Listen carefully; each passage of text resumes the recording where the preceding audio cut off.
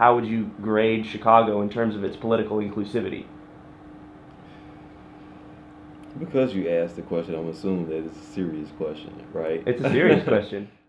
Where's the sign-in sheet, people? Does anybody know where the sign-in sheet is? Where you going? Canvassers gathered Saturday morning in a bureau on 43rd Street, the boundary line between the Kenwood and Oakland Chicago neighborhoods, to get ready to campaign for an increase in the Illinois minimum wage. It was cloudy and cold, but certainly an improvement from the day before, when they'd had to walk through a hailstorm, knocking on doors and leaving door hangers, advocating for $10.65 an hour.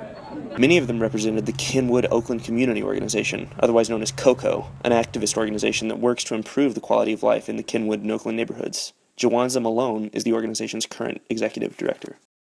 Estimates are that there's upwards of 80% of the black community on the south and west sides of the city predominantly who are registered to vote here in Chicago. However, when you look at the turnout in the last election, the primary elections this past March, only 13% of the people who are registered to vote came out to actually vote, to cast a ballot in the polling place. When you look at the black population here in the city, it was actually worse than that. So you're looking at less than 10% of the people who actually registered to vote coming out to vote. Dick Simpson, a professor of political science at the University of Illinois at Chicago, agreed with Malone. The people who voted for Barack Obama, the strong vote that he had among minorities and youth, are the very voters least likely to vote in midterm elections. Partly there's less visibility and less interest in the races. Those offices aren't seen as important, and it's not possible to galvanize around one figure as when you support a presidential candidate and then vote for the other offices. Aisha Butler is the co-founder of the Resident Association of Greater Inglewood, or RAGE, located on the city's southeast side. 70% of Inglewood registered voters voted for Obama, right? And they voted in that campaign. They voted for something they believed in. But when it came down to the local level, only about 28% voted. So we do know people are registered. Some people were engaged in that process for the president. But for locally, something is missing, that either they're not educated about it or they don't have a sense of belief for our local leaders. And that's what we think is really happening. RAGE member Sonia Harper founded the Inglewood Votes campaign, a voter education effort to increase voter turnout at every election in the Inglewood neighborhood. We have seen that in the past, our voters have a little bit of problems getting out to the polls, especially when Obama is not on the ballot. And so especially in these last couple of years, especially while Obama has been in presidency, we have been using that catalyst and that excitement for participating in the political process to actually get people to understand that they need to participate in every single election and not just ones, not just very historical ones.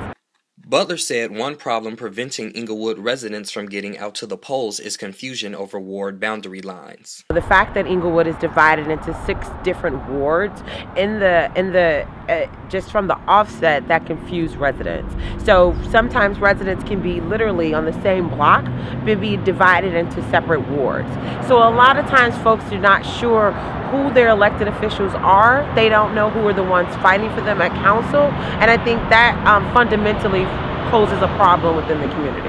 However, Malone attributed low voter turnout to what he called voter suppression. For some people, particularly seniors, who have polling places in their building, who for many of them don't travel outside their building for much, if their polling place isn't downstairs or wherever the designated place is in their building, and it's someplace else, even though the senior population is probably the most reliable voting population in the country, they're not going to go vote. They're not going to go outside and venture around to find some arbitrary place when they voted in the same place for years.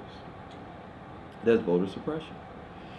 We have an example of that right here in this neighborhood. We have a senior building, Vivian Harsh, that has historically been a polling place.